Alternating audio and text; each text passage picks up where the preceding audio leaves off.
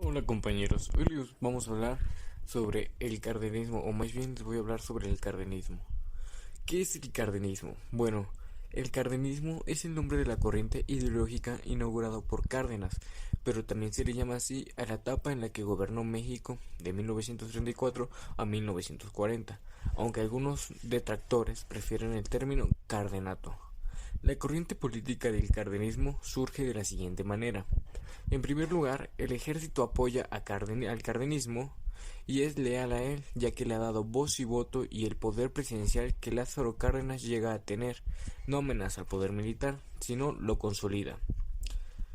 Otro, con los trabajadores impulsó el tema de los derechos mediante una gran confederación de trabajadores en donde todos estuvieron unidos al Estado y el Estado se comprometió a velar por los intereses de ellos.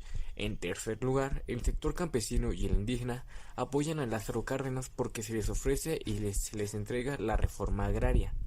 Cuarto, a los empresarios les ofreció un proyecto económico viable. Y quinto, a la Iglesia la incluyó en su proyecto. Principales características del cardenismo. Primera, reparto agrario, expropiación de empresas extranjeras, polémica en el manejo de las relaciones internacionales, reconstrucción del partido de gobierno y promoción cultural y educativa. Consecuencias.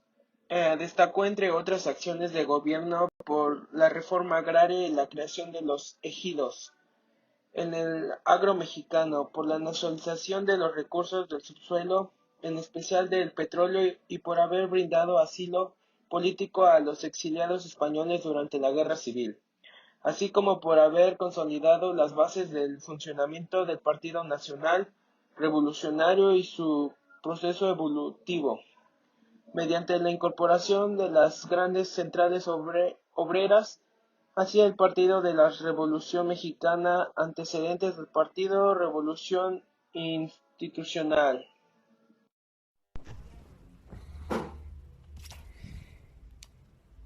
El corporativismo mexicano ha sido definido por Philip C. Schmichter como un sistema de representación de interés en el cual las unidades constitutivas se organizan en un limitado número de categorías singulares, compulsoras, no concurrentes, ordenadas jerárquicamente y diferenciadas funcionalmente, reconocidas y autorizadas, sino es que creadas por el Estado y a las que se les concede un exclusivo monopolio de la representación dentro de sus respectivas categorías, a cambio de observar ciertos controles en la selección de sus líderes y en la articulación de sus demandas y apoyos. Agraria. El tema agrario, que era una de las demandas más apremiantes de la población rural y un pilar importante de la economía y la relación social del momento. Al respecto, Lázaro Cárdenas consideró al ejido como la institución clave para el desarrollo del campo mexicano. Se refería originalmente, antes de la reforma agraria, a las tierras comunales que se encontraban a la salida de los pueblos y que servían para el usufructo colectivo. La comunidad de campesinos que han recibido tierras de esta forma, ejidatarios y el conjunto de tierras que les corresponden. La propiedad ejidal tiene su fundamento en el artículo 27 de 1917, que plantea la propiedad de la tierra y aguas comprendidas dentro de los límites del territorio nacional. Corresponde originalmente a la nación, la cual ha tenido y tiene el derecho de transmitir el dominio de ellas a los particulares, constituyendo a la propiedad privada. El ejido se vio como la solución para atender el problema de la posesión de las tierras y para proteger a la población campesina, que durante mucho tiempo fue explotada y carecida de certeza y protección. Hubo tres motivaciones principales para llevar a cabo la reforma agraria. La redistribución de las tierras era una demanda impostergable de los campesinos.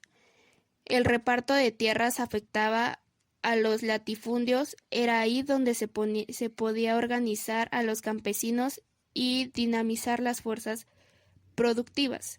La repartición de las tierras implicaba la reorganización de la actividad agrícola con la finalidad de aumentar la producción de alimentos y materias primas. Se creó el Departamento Agrario, la Comisión Nacional Agraria y una Comisión Agraria mixta en cada entidad. El reparto agrario del cardenismo fue el principal programa político para resarcir la desigualdad en el campo y satisfacer las demandas históricas de las comunidades indígenas y rurales del país. En 1936, el Banco Nacional de Créditos Agrícolas se transformó en el Banco Nacional de Crédito Ejidal, mediante el cual se dotaría de recursos crediticios a los grupos de campesinos para que pudieran explotar la tierra bajo el modelo del ejido y de pequeña propiedad.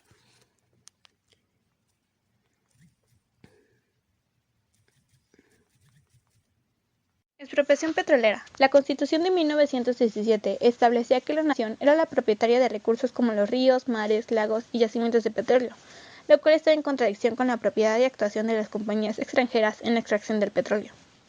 El 18 de marzo de 1968, el presidente Lázaro Cárdenas expidió el decreto mediante el cual se expropiaban las empresas petroleras por causa de utilidad pública.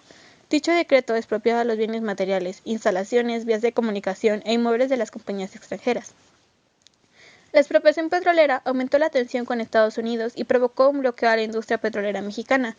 No obstante, al iniciarse la Segunda Guerra Mundial, se restablecieron las relaciones entre ambos países y se retiró el bloqueo y se reconoció la expropiación como un hecho consumado. De esta manera, se pretendía que el petróleo fuera el pilar que sirviera de sostén a la economía del país y facilitara la industrialización con base en el capital nacional. Durante el sexenio de 1934-1940, cuando el presidente Lázaro Cárdenas inició la organización de la sociedad a través de sindicatos, ligas, confederaciones, asociaciones y otros organismos, con la intención de reorganizar la política del país para darle viabilidad a su proyecto de gobierno. En este lapso, se promovió la creación de organismos como la Confederación de Trabajadores de México en 1936, la Confederación Nacional de Campesina en 1938 y posteriormente la Confederación Nacional de Organizaciones Populares, que fueron corporaciones que facilitaron el control de todos los sectores productivos del país.